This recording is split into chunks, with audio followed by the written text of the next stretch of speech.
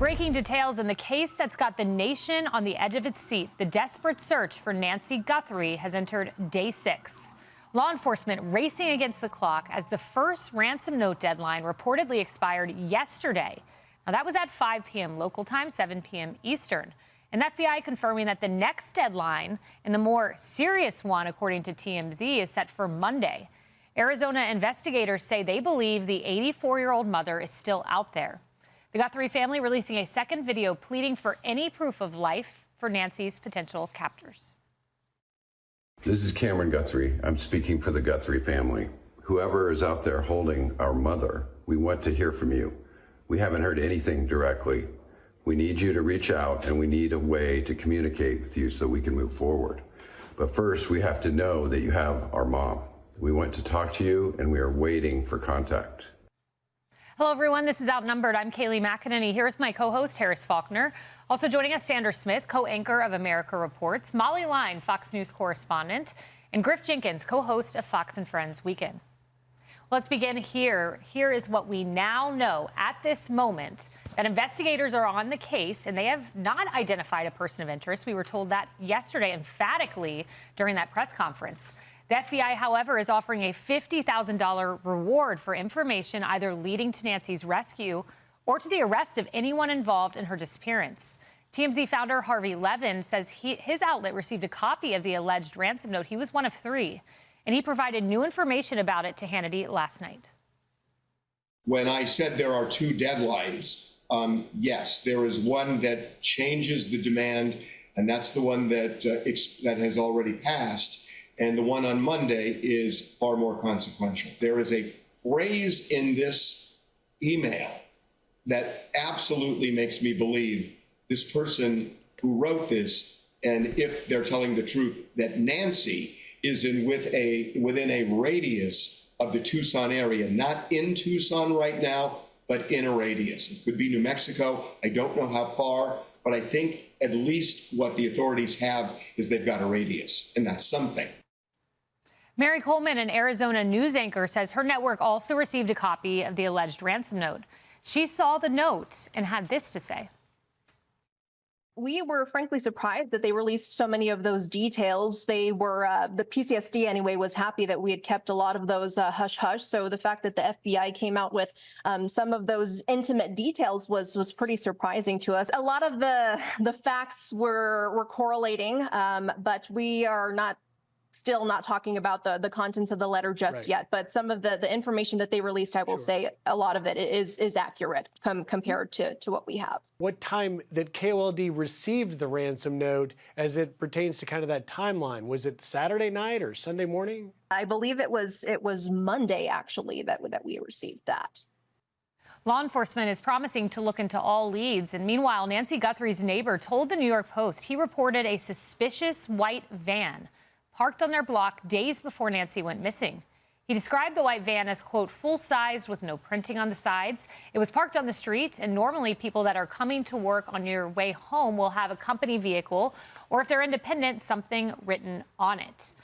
You know, Harris, we know that there are more than 100 tips, all of them taken seriously, and any of these one tips can be the break in the case. You know, with Elizabeth Smart, it was a tip that led police to go to a car on the side of the road. There were many erroneous tips before then, but the one tip made the difference. Yeah, what's interesting, you know, I worked on America's Most Wanted. I hosted the missing persons version of that. And it's a lot different to have a bevy of tips and to have really true core at the heart ones that you can use. 100 seems pretty low. It does. And I'm thinking that the FBI getting involved is going to bump that up. But you do want enough to look at so that you can extrapolate that out to some answers.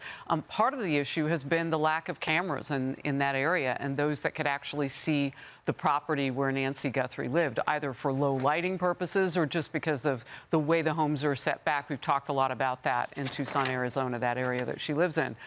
But I thought this was interesting. From what I learned last hour on the Faulkner Focus and interviews that I conducted about that white van, Paul Murrow told me that the police did respond. He said the problem is there was no sort of, well, the van was gone by the time they got there. There was no sort of follow through to figure out, well, was that even part of anybody's life at that point? Was that person there and just didn't know where to park? Or were they just transient through the neighborhood, so on and so forth? So I don't know. He said he didn't make that much of it at the time. Paul didn't. But getting those answers would have mattered. We don't have those answers because that van is gone. And again, if you had cameras that could have picked even that up, you'd have that as well. So that's a huge gap. And because of that, I think that kind of constricts how wide your circle can get with tips. Yeah, Sandra, when you look at the alleged ransom note, we've heard a consistent message from Savannah and then last night from Cameron saying, we want to hear from you. We want to talk to you. They are clearly trying to open a line of communication. But what strikes me as is so odd is you would think that someone who wants a ransom would communicate back in some way. At least what the public knows, that has yet to happen. Feels like the ransom note, at least we can cling to hope that somebody's holding on to her, right? And that she is on the other side and possibly there could be a negotiation, at least communications. I worry about clinging to that false hope. Without an authentication, without really knowing that ransom note is real and that somebody is holding on to this dear woman. There's so many things that concern me that we learned from that news conference we carried it live during America Reports yesterday. Harris, you and I were going back and forth with the timeline. I mean, that is everything right now. We are clinging to that timeline. And to see that 41 minutes in the middle of the night in which, you know, the Ring camera stopped working, her pacemaker became disconnected, something obviously happened. You know, I've dug deep into what happens on those cameras when they're not paying for the subscription, so there's no video, but it alerted that a person went by one of those cameras. But then when the sheriff was asked which camera was this, he couldn't explain that. I'm thinking about the detailed nature of these investigations. This is camera 1, this is in the hallway, this is outside the door, this is the camera that identified a person. To not have that answer really sort of concerned me yesterday. I'm sure somebody has the answer to that question. I'm also concerned about the familiarity when you look at the timeline and you look at the person or whoever it was that pulled that camera from the front porch, that could they have known that there wasn't a subscription? So where's the details over, was there ever a subscription? Was that subscription canceled? I'm sure there are answers to this, but when the details are so vague and they're not providing that information to the public, I mean, that's where we leave room. We start speculating ourselves, and this is just really, really, really tough. And that family is hurting. And it really got to me in the first video when Savannah Guthrie detailed how much pain her mother was in because of her heart condition to begin with.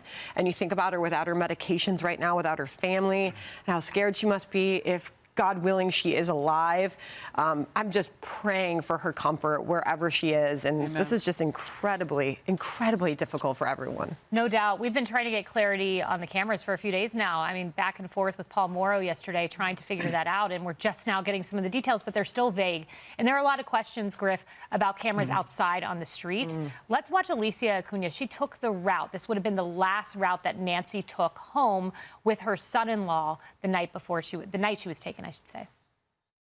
We're in front of Nancy Guthrie's home, and we're going to help folks just understand exactly where it is that she lives, the neighborhood. It's in Tucson, but it kind of feels like it's in the middle of nowhere. So we're going to take you on a drive to her daughter Annie's home. Orange Grove is one of the main arteries on this part of town. You can kind of see it's a busy street, and this is how most of the larger avenues and streets in the city of Tucson are, because folks don't have any other choice. They don't have a major highway or freeway going through the center of town. They have to take these routes. So we're coming up on what looks like the first major intersection where you have lights on all four sides on the way to Annie's house. And so this is an area where we can see cameras. This was a 4.5-mile drive, 10 minutes going the speed limit, and we can see here at Annie's house, Savannah Guthrie's sister's home. The media is gathered here, and we have arrived. I mean, Griff, you're just looking at every inch of that journey. Yeah, you sure are. And by the way, you know, we have the FBI specialists out there, the hostage negotiators, but you've also got Border Patrol's BORTAC and BORSTAR. They are the best of the best in the nation to work in rural and off-beaten areas like we just saw on that drive. But let me just go back to something Sandra said is so important.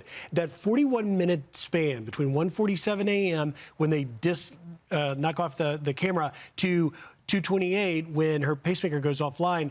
That suggests that whoever took her spent 41 minutes in that home with her. That could lead to the fact that they were known to her.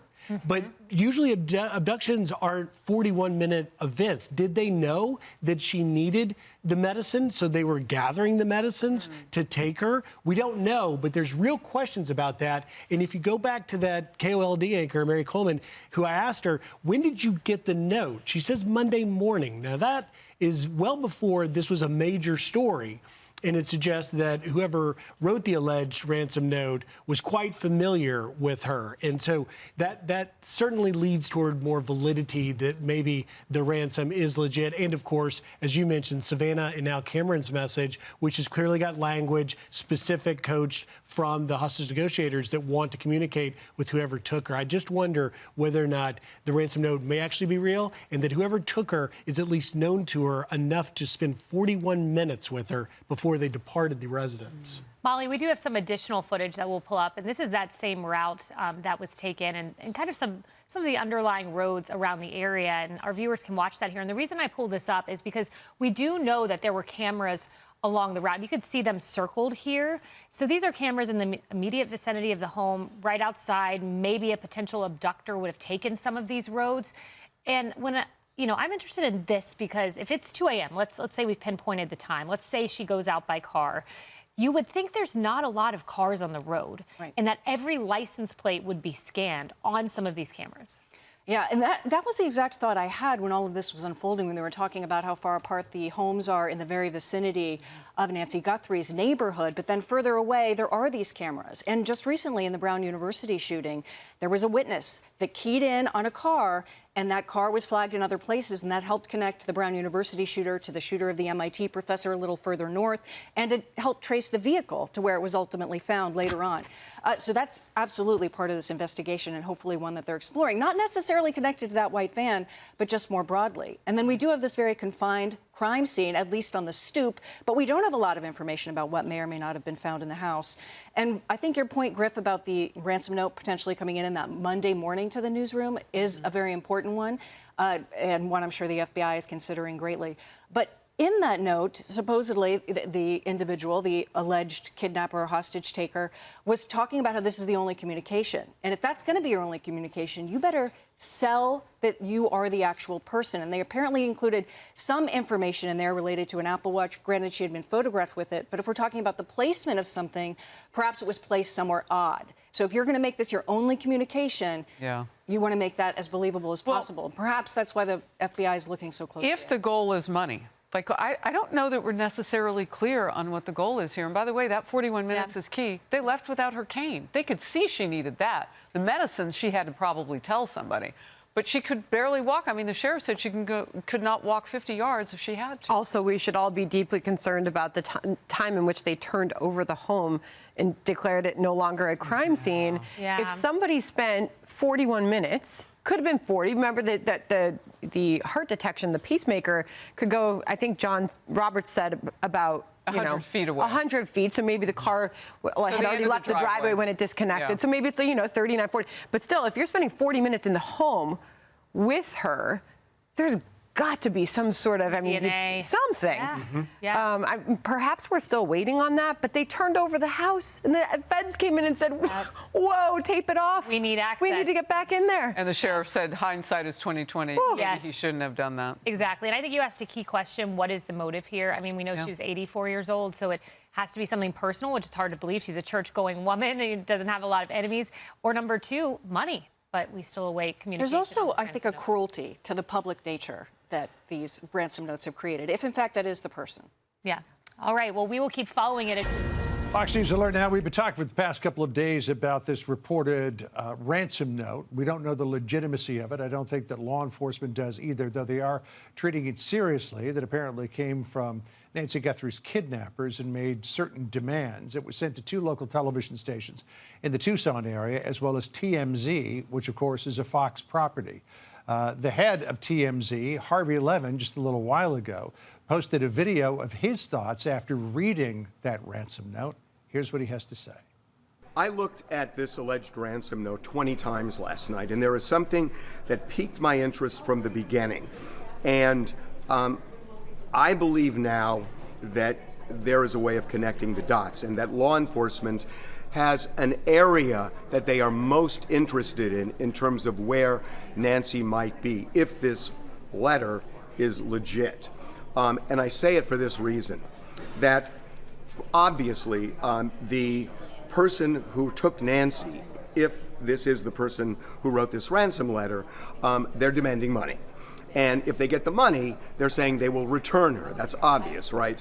Well, in the letter, it says they would return her back to Tucson. So they also give a time frame of how long it would take after they received the money to return her to Tucson. So there's a time frame. Now, if you look at the time frame, then you say, well, you can draw a circle around Tucson to see how long maximum it would take to get her back there. And they're not going to fly her back, because the last thing they're going to do is go to an airport where Nancy Guthrie shows ID. That's not going to happen. So clearly it would be driving. And they're not going to drive at 100 miles an hour because if they get stopped for speeding, it's over. So they're going to go at around the speed limit. So let's say that if this letter is legit, they would travel at about 60 miles an hour. So based on this time frame in the letter and the fact that she would be returned back to Tucson, here's the way it looks. If you look, this is Tucson right here. If you look at this red circle, that is the radius of the maximum amount of time it would take to get her back to Tucson, all around this circle. It incorporates California, Nevada, Utah, Idaho. It incorporates Colorado, Wyoming, a little bit of Kansas, and a little bit of Oklahoma. Now that's a big area for sure, but it is not the full United States. It's not the world. At least it's a defined area. And again, if the letter is legitimate, then it would seem, based on the amount of time maximum it would take to bring her back to Tucson, it's this area that I would think authorities are most interested in. And remember, they are looking for anybody who possibly has information on the whereabouts of Nancy Guthrie. So there's a $50,000 reward for information leading to her return. So I would think that this area is particularly interesting to them. I want to say a couple of other things. The letter, people have been asking, does it seem like it's written by just a crazy person? And the answer is no. This letter was very well constructed. It had structure. It had a beginning, middle, and end. It was well done. I mean, if you took this letter to an English teacher and said, give me notes on structure, on grammar, you probably would get no notes back. It's done by somebody, I believe, who is educated and really spent time. This was not something that took 5 minutes to write. This was a well-constructed letter. Final thing I want to say, and now this is opinion, that it is interesting to me that we got this ransom letter, but also the other two media outlets that got the ransom letters were both located in Tucson. They were television stations in Tucson. So why would somebody who wrote a letter like this know about the local stations and send to the local stations if they have no connection to Tucson? It feels like there is a connection to Tucson with the person who wrote this letter. And, a lot of people are saying, well, it happened because Savannah Guthrie is rich and famous, which she is. But is it that somebody looked at Savannah Guthrie and said, let's find a relative? Or is it somebody who lives in the Tucson area and either knows Nancy Guthrie or knows of her and knows her famous daughter is Savannah Guthrie, and it hatches from that? It seems to me, just based on where the letter went, that it's the latter. So the bottom line here, I know that the law enforcement has been saying they are desperate for clues, and they clearly are. But just in terms of the people who might help, I think heads up in this area. Morgan Wright is a cybersecurity expert and founder of the National Center for Open and Unsolved Cases. Welcome to our program. Please do give us your thoughts in this moment. Anything that strikes you, anything that stands out, maybe something that we're missing. You know, Sandra, I've been obviously following a lot of this and writing on it on my Substack. The biggest thing you've got to do as a former detective is you've got to narrow down that timeline. You got to narrow down those constraints to the smallest possible window, because then you decrease exponentially the amount of data and things you have to do. And for me, where I would start at is, and it actually came from John's demonstration yesterday on the pacemaker in the app. I want to know at the time that the last time that the app successfully pinged, did it show, what kind of data does it show? Does it show that Nancy was functioning normally, her heart was normal, or does it show that she was an extremist? Was her heart elevated? That starts giving you a window when things started happening between the time the camera triggered and it gets in there. And then I did a quick analysis. I looked at the location and I did an egress analysis to say, if I wanted to get more than 5 miles away outside a 5-mile radius, how many major routes are those? And there are 5 major routes, dozens of ways inside each route, but there's 5 major routes. So abductors and criminals like this also are bound by human behavior, which is, you look at serial crimes, serial killers, geographic profiling, there's this thing called distance decay. You only go out so far before you run risk, right? So my thought is, getting back to what Paul said, is there's also a risk factor involved in this, is that you're only going to drive so far and do so much before you run the risk of being stopped by law enforcement on a traffic stop, maybe have an accident, things like that. So there's a lot of things coming together, but the biggest thing you got to do is, that house is a system. It's a closed system. Start from there, look at the iPhone, look at the watch, and bring all this stuff together, because then your analysis that you launch from that can be more targeted and more directed. Okay, so going back to your original point about the pacemaker and narrowing that window, we know that window of time where the doorbell disconnected, the doorbell camera disconnected, was 1:47 a.m. This is according to the latest timeline that the authorities have provided to us. It was at 2:12 a.m. that the software detected a person on camera. That's sort of vague because we know she didn't pay for a subscription. The police said there's no video available. So whatever it is that the camera does, it somehow identified movement on the camera and identified that as a person and shot that over as an update coming from the camera. It was then at 2:28 a.m. that the pacemaker app, which obviously this tells us they got a hold of the app showed disconnect from the phone. It says 2:28 a.m. That means she could be down the driveway. We just don't know. But to John's point about the Bluetooth reaching about 100 feet, we know the phone was left behind and the pacemaker could have been about that distance away when it disconnected. But if they got the reading on the pacemaker through the app, what other readings did they see prior to that? That's a great question. But that's a 41-minute window. What was happening inside the house? They've had full access to that house. We saw the blood on the doorstep. Well, there's been no details provided to the public over what they found when they got inside.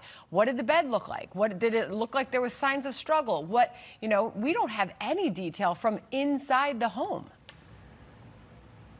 There's some detail outside the home that could actually inform a little bit more of the decision making, and that's where you get to the blood spatter experts. So anytime you have blood, and I'm not an expert in this, but work with people who are, you look at things like impact. You can tell from blood spatter if it's impact. You can tell if it's cast off or if it's just dropping.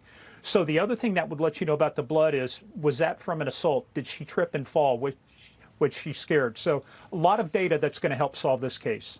Gosh, it's just a lot. And I'm sure that they are inundated with the leads, and they say they're chasing down every single one. It's just a huge investigation. We appreciate you joining us with your expertise. Thank you. Right now, a compelling new theory is emerging as we continue to report on the search for Nancy Guthrie. TMZ's Harvey Levin walking through a key timeline in a reported ransom note and how it may narrow the area investigators are focusing on right now. Watch this. In the letter, it says they would return her back to Tucson. So they also give a time frame of how long it would take after they received the money to return her to Tucson. So there's a time frame. Now, if you look at the time frame, then you say, Well, you can draw a circle around Tucson to see how long maximum it would take to get her back there. And they're not going to fly her back, because the last thing they're going to do is go to an airport where Nancy Guthrie shows ID. That's not going to happen. So clearly it would be driving. And they're not going to drive at 100 miles an hour because if they get stopped for speeding, it's over. This is Tucson right here. If you look at this red circle, that is the radius of the maximum amount of time it would take to get her back to Tucson, all around this circle. Now, that's a big area for sure, but it is not the full United States. It's not the world. At least it's a defined area. And again, if the letter is legitimate, then it would seem, based on the amount of time maximum it would take to bring her back to Tucson, it's this area that I would think authorities are most interested in. Welcome to a new hour of America Reports. I'm John Roberts in Washington. That was fascinating, Sandra. It is. Let's hope. I'm Sandra Smith in New York. So let's get straight to America's Most Wanted co-host Callahan Walsh. Callahan, thank you for being here. Please do share with us where you are with this search. Well, you know what? Unfortunately, I don't think law enforcement is that much closer to finding Nancy Guthrie than they were in day one. We're starting to see billboards being popped up. The sheriff had mentioned new billboards that they were going to put up. And that tells me that they might still have really no clue where she is. Relying on the public has always been a great force multiplier for law enforcement. But with that clue that came out of the press conference, not so sure that they are going in any proper direction, right? We rely on things like cell phone tracking, being able to track a license plate, credit cards being used. All those things are not available here. Even camera security footage, not accessible. Even the DNA came back as Nancy's. That doesn't bode well for her, but it doesn't give us any idea of the perpetrator either. And so all these regular investigative tools that law enforcement so regularly relies on just aren't there in this case. And it's really unfortunate, because they're really going to have to think outside the box and do some major digging to bring up any clues that are worthwhile in this case. Hey, Callahan, it's John Roberts here. In terms of the legitimacy of these ransom notes, an Apple Watch, apparently there's reference to floodlights in the ransom note. There's also reference to an Apple Watch. There you see Nancy Guthrie on the set of the Today Show with Savannah Guthrie, and you can see that she's wearing, well, I think this might be something else, but she was wearing an Apple Watch. Oh, no, there it is. Sorry, I was looking at it backwards. She's wearing an Apple Watch there in that photograph. And there was reference to the Apple Watch in that ransom note. Here's what Harvey Levin said about it, because he read that note several times. There was something in that letter that caught my eye at the end. What I found interesting, because we knew she wore an Apple Watch. There are pictures of her with Savannah with that watch. But they mentioned where the watch was, the placement of the watch in the house. And that's not something that was out there. So this all occurred at 2 o'clock in the morning. You can wear your Apple Watch to monitor your sleep, but at some point in the day, you've got to charge it. So was she asleep with it on a charger? Did she have it on her person? Apparently, there's reference to that in the ransom note that would lend some credibility to it. What do you think?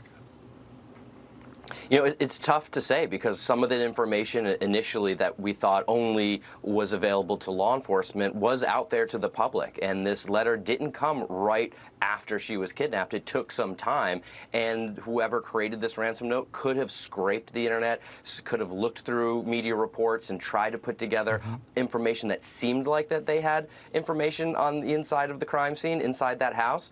And like you said, we charge, anybody who wears an Apple Watch is pretty much charging it every night. So that is a routine behavior that almost every Apple Watch user is going through. And so it's not too far of a stretch of imagination to predict that type of behavior. As far as the information that's provided so far, Callahan, what are you more curious about that you have not gotten any detail on?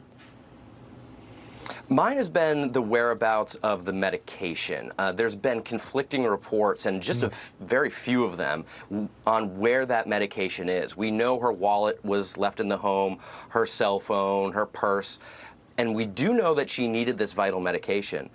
But where is that medication? If this is someone who took Nancy that is close to her and was planning to ransom her, they need her alive. And so if that medication was not found in the home and was taken by the abductors, perhaps that indicates someone knew her intimately, knew that she had this medical condition, and knew to keep her alive they would need to have that medication. So that's been one big thing for me. I just haven't gotten clear answers on whether that medication was actually found in the home. Yeah, and in terms of whether or not she took it with her, if she didn't take it with her and she needs it, and there aren't any heart medications that I know that if you don't have them for 24 hours, you're going to die. I mean, over time, yeah, if you've got high blood pressure, you need to keep that up. If you're taking antiarrhythmics, a few days out, you might start to get some arrhythmias. But if you're a kidnapper and you're trying to replenish that, you're going to have to get it from a pharmacy, and for that, you're going to need a prescription, unless you've got some doctor who you can call in to give it to you, or unless you're in Mexico and you can just go get it from the local pharmacy. So in terms of keeping her medicated to the point where her health is restored and she stays vigorous, you've got to get a hold of that medication, Callahan. Yeah, absolutely. And, you know, I think initial reports made it seem like she needed it within 24 hours or she was going to die. Now, we've learned that that's not likely the case. It would take several days. But if the abductors, again, they have these multiple deadlines, they know they may have to have her for an extended period of time. And going out to a pharmacy, that just, you know, anytime the abductors have to go out into the real world and make purchases or be seen by security cameras is exposure for them. That's a liability. So it would be easiest for them to just grab the medication from the home and keep it with them. But we'll see. I mean, there's been so many twists and turns in this case with very little positive resolution. Right now, you know, anything is still a possibility. Goodness gracious. I mean, it's a long time for somebody like that to be away from their home, their medicines, everything. It's just obviously, it's scary stuff. Thank you so much, Callahan, for joining us. Thanks, Callahan. Appreciate it. Thank you. All right, one of the big questions about this case is what Nancy Guthrie's neighbors may know. Correspondent Matt Finn has been speaking to those neighbors in Tucson. He's now with us with a live report. Matt? Hey, John. So Nancy's house behind us is buried pretty deep in this neighborhood. Call it what you want, private, remote, secluded, but in general, this is a ways outside of town. A lot of intentional twists and turns to get back here. And one thing you will notice is there's not a lot of streetlights around here. A lot of neighborhoods in Arizona take what's called light pollution very seriously. These neighborhoods don't emit a lot of light. So when you're out here at night, you're likely not going to see much. And I talked to one neighbor who says, you know, even if you have a security camera on your front door, somewhere on your property, what's it going to catch? Is it going to catch just a silhouette or the outline of a car? So here's the exchange with that one neighbor. Oh, no, there's no lights whatsoever here at all. So even if you have a camera on your front door, it may not see who's passing by. Nothing. Our camera would not, I mean, have a long driveway, you cannot see anything. Right. And that makes you wonder what people can get away with. Oh, with everything, Yeah. So some of the neighbors I talked to say they knew Nancy directly or had met her at one point. Others said, tragically, they didn't realize that Savannah Guthrie's mother lived here until they watched the Today Show or until this recent tragedy. I mean, I think a lot of neighbors feel distraught over what has happened and the fact that it's our neighborhood, but a beloved member of our neighborhood. I think she was just a normal person, just like everyone else that lives in this community, kept to herself. You know, she had a life. Everyone has lives here. They go to church, they go out to dinner, they got daughters, friends. You know, it's just, that's why people live in Tucson. You know, it's low key. And low-key, that's exactly what this neighborhood is. Not a lot of traffic, not a lot of foot traffic either, aside from people occasionally walking their dog. That's mostly the people I was talking to today. So the Pima County Sheriff here was giving those updates. The latest from the Sheriff's Office here is they don't plan to have a press availability today, and they don't have any scheduled unless something develops. We'll be here on the ground, and we'll keep you updated. Sandra, John. Well, that's about a 2-hour drive from here in Tucson. Troy, good to have you with us. And let me ask you this, knowing this area as you do, having heard what Harvey Levin was saying about the radius, do you think, is your gut that Nancy Guthrie, wherever she is, is closer to Tucson than that huge radius we've been talking about? What's your gut here, Troy? Yeah, it's actually hard to say, but I would say that my gut says that she could possibly, be in Mexico. She could possibly be in a neighboring state. But it is an interesting theory that Harvey put out, and it makes a lot of sense. But you just don't know. And I say there's just so many tentacles to this investigation. And Troy, I want to listen briefly to Sheriff Nanos. It was on NBC earlier today, and he appeared to get pretty emotional talking about this case. Here's the sheriff. What gives you hope that Nancy is still out there? Wow. You have to have hope. You have to have hope. You can't. Come on, this is somebody's mom. We're going to find her. So, Troy, you guys are trained professionals, obviously, but how tough is it dealing with a situation like this on an emotional level for the guys who have to do the investigating? Yeah, we're human beings, and we have families and we have emotions, and it really takes a toll. And that sheriff and his crew have been working pretty much night and day, minimal sleep, high amount of stress, and it just takes a toll.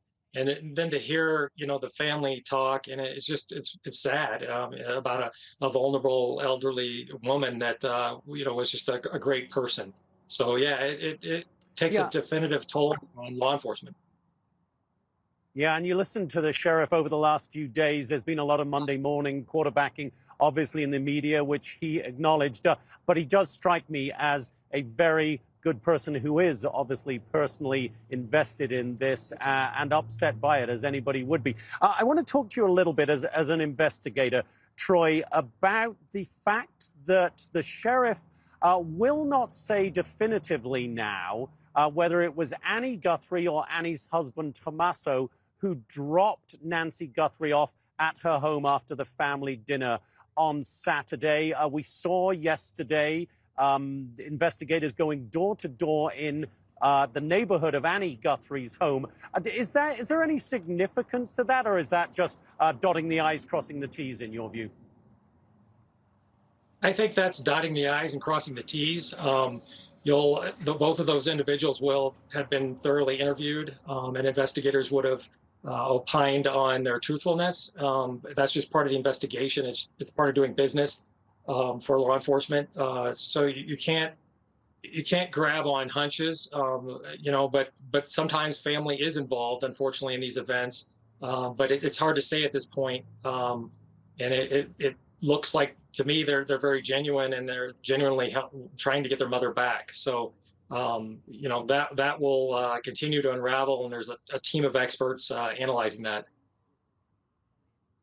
Troy Hillman, retired from the Phoenix Police Department. Great to have your expertise this afternoon, Troy. You are looking live at Nancy Guthrie's home here in Tucson. Fox speaking to several of her neighbors. Correspondent Matt Finn is in Tucson outside the house with what we're learning. Hello, Matt.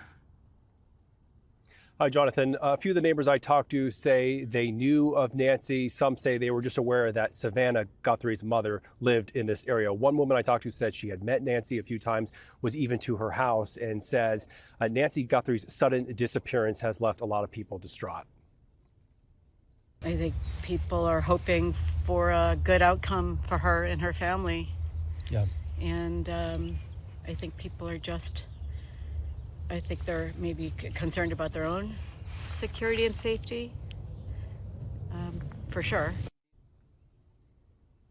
So this neighborhood is a ways out of town, a lot of twists and turns just to get to Nancy's house. Call it private, serene, secluded, whatever you'd like. Now, many communities across Arizona, they take what's called light pollution very seriously. So there's not a lot of utility poles or light poles around here, a really dark neighborhood at night. And I talked to one neighbor about how even if you have a camera on your house, the question is, what is it able to capture in the dark? Right? Oh, no, there's no lights whatsoever here at all. So even if you have a camera on your front door, it may not see who's passing by. Nothing. Our camera would not, we have a long driveway, you cannot see anything. Right. And that makes you wonder what people can get away with. Oh, with everything. So most people in this area call this just a relaxed way of life and living. And of course, a lot of that has been completely upended here. Jonathan. We're piecing together key parts of the last known moments before Nancy Guthrie disappeared. On the left, a map showing the potential route that Nancy was driven home on from dinner at her daughter Annie's home in Tucson. You'll see two images taken by our Fox team on the ground showing traffic cameras along much of that route. And on the right is a video of this potential route. What happened after she got home and who exactly dropped her off remains a critical unknown. Let's bring in James Galliano, former FBI supervisory agent. James, thanks so much for being with us. I wanted to ask you, first of all, about the blood that was found. It was found on the front porch. Significant enough to be able to be subject to DNA analysis, but it would seem not enough to represent any kind of life-threatening injury because the sheriff believes that she's still alive. Yeah, John, that's a great point. Now, I understand that there are blood thinners out there for a woman that might have had the condition, the heart condition that Miss Guthrie had, like Coumadin and things like that cause you to bleed from a paper cut. Look, John, you have me on to kind of demystify these processes and protocols. I have never, and I'm a student of the game, I've worked kidnappings, I've overseen crisis management in New York City for the FBI, hostage negotiations, hostage rescue, that kind of stuff. I have never been so confounded and baffled by the fact pattern in a case. We know this. We know that kidnappings are typically for one of two reasons. They're either for profit or they're for revenge. John, we don't even know if this was a targeted attack yet. It's the more that we learn on this, John, the more confusing it becomes. Yeah, we don't know if this ransom note is legitimate or not. Authorities are treating it and taking it seriously. They believe that there were some things inside the note that point to intimate knowledge of what happened that evening. We had Harvey Levin saying that there was this idea of positioning of the watch.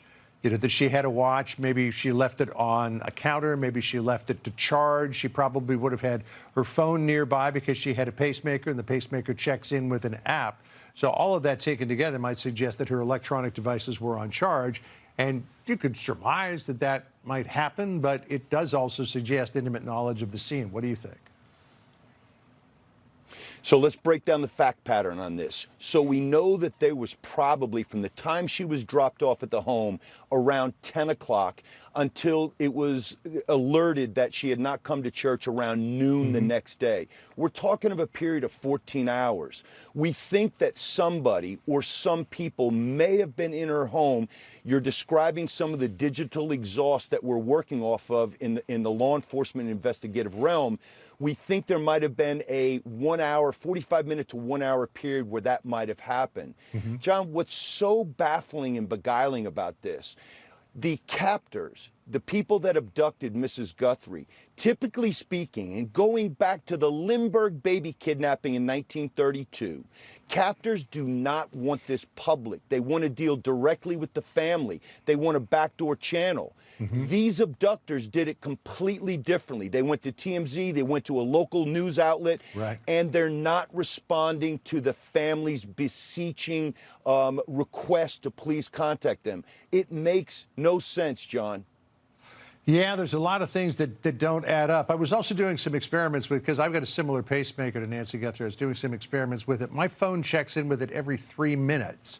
So it disconnecting, I think it was at 2:28, that it would seem to represent an approximate time that she went out of proximity to her phone. But we'll see what comes of this. James, thanks for being with us. Appreciate your expertise so much.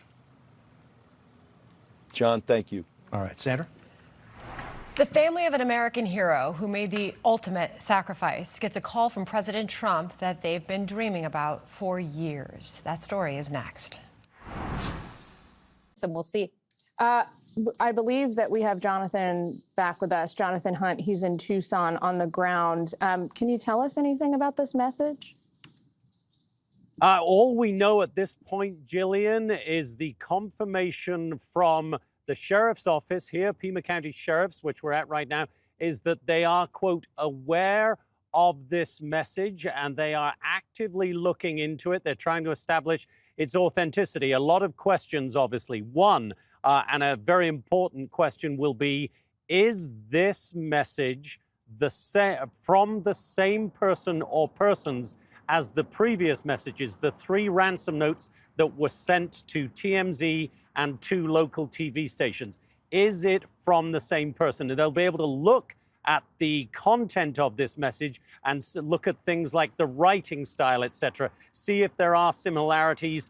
They'll obviously be looking at the email address, although that may have been changed if this person or persons are trying to cover their tracks, obviously. So there's a lot they'll want to look at. Now, what we and the Guthrie family certainly would hope is that this new message, if it is authentic, is a response to those video pleas we've seen from the Guthrie siblings, Savannah, Annie, and Cameron, for the kidnapper or kidnappers to get in touch directly with them and to send proof of life, to show them, the family, that Nancy Guthrie is alive, that these people or this person has Nancy Guthrie, and that they are genuinely those who have her right now and can therefore return her. So they'll be looking at this very closely now.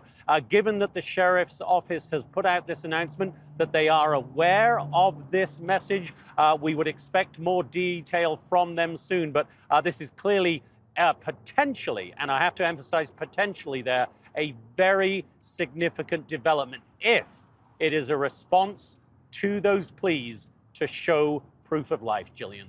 Jonathan, it's Kennedy. I have a quick question. What form are these messages taking? Are they handwritten? Are they electronic? No. What do we know about them? All the messages received so far, and remember, they have not been completely 100% authenticated up until now, but the 3 ransom notes were all sent via email, and it was an untraceable email address, or at least untraceable in the early going. The FBI obviously has a lot they can bring to bear here. They may be able to track down the source, but on the initial look at that, it was an untraceable email.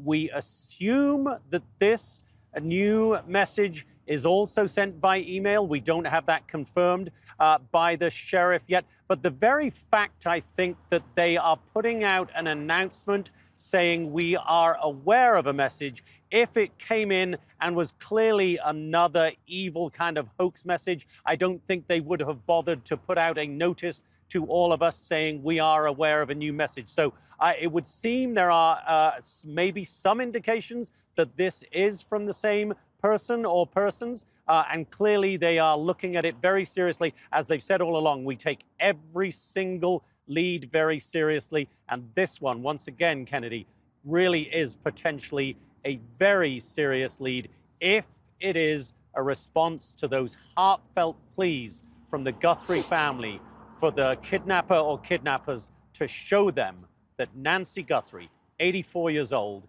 is alive. Kennedy? Thank you, Jonathan. Thanks, Jonathan. Well, all you wanted was proof of life. And we don't know if this message was proof of life, but this is the best development that we've had so far. And it gives you hope that Miss Guthrie might be alive, because as of today, we had no communication aside from these other emails, which only said we will not be communicating at all. There's deadline 1, deadline 2. That's it. Send the money. So this is a huge development. They were in the position up until now that they were going to have to send 20, 40, 60, $100 million to an account without any guarantee they were going to get their mom back. And so now you're actually in a negotiation if this thing is legitimate. And so for the Guthrie family, this has to be a huge, huge relief. It's not over yet, but it does give a glimmer of hope. And that's kind of all you're riding on right now is just hope and adrenaline. Hopefully, you know, we're all praying. But at the same time, Jesse, if you're the person who's taken her and you have all these millions of dollars on the line right now, why not just shoot a quick video? You know, like, why leave it up? Because you're going to shoot a video and then it's going to expose intelligence that can be harvested by the FBI, and you don't need to do that. There's other ways you can show proof of life, I assume, that can indicate that you're willing to wheel and deal and make the Guthrie family send the money. Because really, this is all just about money and life, and this is high stakes. And Harvey made a great point. It doesn't necessarily seem like the kidnappers targeted Savannah Guthrie in particular. You look at her, she's in New York. Let's find where her mom is. Oh, she's in Tucson. No. By the way things are and the timing of we're going to get this woman back within a certain time period, and the fact that they sent these letters to local Tucson stations, NTMZ in LA, shows you that this might have a Tucson, Arizona kind of location. And so that's kind of where everything's focused on right now. And I don't know. I think the sheriff really needed this break. To that point, you got something, Greg? Well, I think there's something obvious that no one mentions, is that it makes it really hard to pay a ransom when you make it that public. That's why I think this is a red herring. You know, it's like if I kidnap Jesse Waters, I'm not going to send a message to Fox. I'm going to send it to your parents and go like, look, we're going to handle this. I wouldn't go. I mean, why would you send it to TMZ? Why would you send it to if you really wanted the money? There would have been a much easier way to do it than make it public. The only reason why you make it public is because it's a distraction and it's a red herring. I did hear one analyst saying that they maybe, because of the way they sent those messages to other news outlets and entertainment outlets in the U.S., like maybe the kidnappers are foreigners who are not as familiar with the landscape. They said the language within, and they could have used AI to write the notes, but they said that, Harvey said this on Hannity, that the language is impeccable. And he said it's layered, and, you know, which makes you think that there is a logical progression within the note itself. And also, it's not short. Real quick, Jonathan Hunt, I understand, is getting some more information about who is receiving this latest message that the family is hoping will be authenticated. What can you tell us, Jonathan? Yeah, Jillian, one of the local TV stations here has confirmed that they were one of those, at least, that received this new message. CBS 13 News, KOLD. Now, interestingly, they were one of the stations locally that received those original ransom notes now, and they appear to have got this follow-up note. And to Greg's point about why would you send these to TV stations? Why would you send it to TMZ? You look at this, it could be something as simple as these people or this person does not have Savannah Guthrie's email address. I mean, she's a celebrity figure. She might be very careful about who can contact her. So it might be something as simple as that. So you want to get a message to people, you send it to two of the local TV stations, the original ransom notes, and to a network that is seen nationally like TMZ. That might explain it. There's a million other theories out there as to why that might have been done. But the bottom line is that the Guthrie family obviously saw and heard those emails. They read them. The FBI has said they are taking them seriously, those original ransom notes. And now we wait to get more detail on what this second message may be. And again, the first task for the FBI is to try to check its authenticity, the first task for the FBI and the Sheriff's Department, and to see if they genuinely believe that this follow-up message is from the same people that sent those original ransom notes. If it is, perhaps there is a sliver of hope that we can all cling to tonight, that they are responding to the pleas for proof of life. Perhaps they are. And this is a huge perhaps, obviously, but looking for a silver lining in this awful, awful week for the Guthrie family. Perhaps this is this new message offering proof of life. We can't jump to any conclusions about its authenticity, about where it came from, about who may have Nancy Guthrie, where Nancy Guthrie and her kidnapper or kidnappers might be. But it clearly is potentially a significant step forward. And just going back to what you guys were also talking about, Harvey's interesting comment about the radius here. Remember, that radius, as he put it, is tens of millions of square miles. It doesn't narrow it down much, guys. Jonathan, so just to crystallize this for viewers, there were 3 stations that received this ransom note. You had KGUN, KOLD, you had TMZ. The person who received this message was one of the 2 local stations. TMZ and the other local station have yet to confirm whether they received the same message. It strikes me as there being 2 options. Number 1, this could be an imposter, and we know there was a fake ransom note previously, and that person's being prosecuted. Could be an imposter.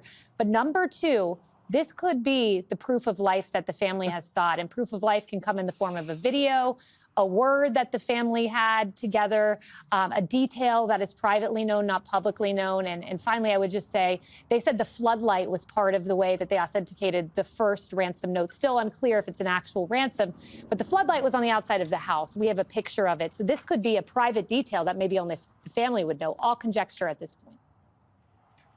Yeah, I just want to correct one thing you said. The floodlight was, you said the floodlight was how they authenticated the original note. They have not 100% authenticated the note. No, they have not 100% authenticated at all. They are still looking into whether those original ransom notes are actually real from somebody who may actually have Nancy Guthrie. But this follow-up note is a hopeful sign that perhaps they are about to get proof of life. If all of this is real, there is still a chance that all of this is from some evil hoaxer. But we hope it's real. We hope it's proof of life. All right, Jonathan, we're going to leave it there for now. Thank you for jumping in with us. We will continue to monitor the Chief National Correspondent Jonathan Hunt is on the ground in Tucson. And Jonathan, if you can, I probably can't see our screen, but you're seeing aerial shots, what looks like investigators combing through the perimeter of Nancy Guthrie's house. Yeah, Jesse, they have been there now for several hours. And I think picking up on one of the points you made, Jesse, what we have seen is very much this is an FBI operation at the house right now. I believe sheriff's deputies are on scene, but they appear to be there more to establish a perimeter, to keep the media back, to keep any looky-loos back. It is FBI agents who are on the ground that we have seen going through that property meticulously for several hours now. And also interesting that they arrived there just hours after that new message, apparently regarding Nancy Guthrie, came through. The Pima County Sheriff's Office announced that they were, quote, aware of that message in a post they put out on X, and said they were studying it for its authenticity. Then, shortly after they posted that message, is when we saw those federal agents first show up at Nancy Guthrie's house. The media that were crowded around the entrance to that house, the driveway, were pushed back immediately. And as you look at the drone again, there you can see that they are now out as the sun begins to go down with flashlights, scouring, it seems to us, every inch of the property in what is a very thorough search. And again, Jesse, makes you ask, why wasn't this done sooner? Did the Sheriff's Department, again, drop the ball on this? Because the FBI clearly feels it hasn't been gone through the entire area thoroughly enough. And you can see them in the on the outskirts of the property there. We saw, for instance, earlier, an elderly couple who appeared to be neighbors of theirs leading agents around. And if you can just go, if we can show you one particular bit of video, if you can go to that, we saw agents up on the roof of Nancy Guthrie's house earlier. You see them there walking across the roof. And as you look at that, Jesse, they're walking towards the back door there, the blue back door. Just to the right of that back door, you see a white floodlight. A drone zoomed in on that earlier. That floodlight clearly damaged, and interesting to remember that the FBI confirmed that in that first ransom note, one of the things that they were particularly interested in is that the writer of that note mentioned a damaged floodlight. That appears to be, from what we've seen up close, a damaged floodlight. Jesse? Very interesting. Thank you so much. Fox News Alert, you're looking live at Nancy Guthrie through an infrared drone operated by our Fox flight team as police continue searching the property. Retired NYPD Inspector Paul Morrow is also in Tucson. I mean, this is pretty incredible footage we're looking at right here. It looks like a team of agents are coming in and out of the house, in and out of the garage, Paul. You talked about a camera that was discovered on the roof. Do you think that was part of the just regular surveillance, or was that wildlife? You know, I wish I knew. I haven't even seen an image of it yet because of where I'm positioned here at the sheriff's office. It would make sense to have a wildlife camera perhaps on the roof, but who knows? Maybe there's a skylight or something that people feared they could get in through in the past that was covered over. I mean, anything really here is possible here without being up on the roof and seeing it. But I do say to myself, you know, would you not have searched the roof and even at the other house originally, just because, you know, the buildings here are all one story and they're quite low. And, you know, I would have to say to myself, if I was going to do a really thorough search, what if they just threw like a knife or something up onto the roof during the course of the thing? So I am surprised that something like this hadn't been found earlier, but maybe it's not going to be much help because, as we know, that all the other cameras were all wired in a way that they didn't feed the cloud. And as a result, there's no footage to be found. All right, so the second note that comes in, it's a second IP address. So it's different. The police aren't able to exploit it. This guy's obviously very sophisticated. But the fact that a second note may have been sent, I mean, that has to give so much hope to the Guthries, who are sitting here dealing with what they thought was just a blank stare and basically a clock ticking down to death on Monday. How much momentum does this give this investigation and negotiation? Well, if it does indeed open up a line of communication, that is a major break. Because up until now, if the ransomers here they've been so indifferent that it made you question the entire construction of what's going on here.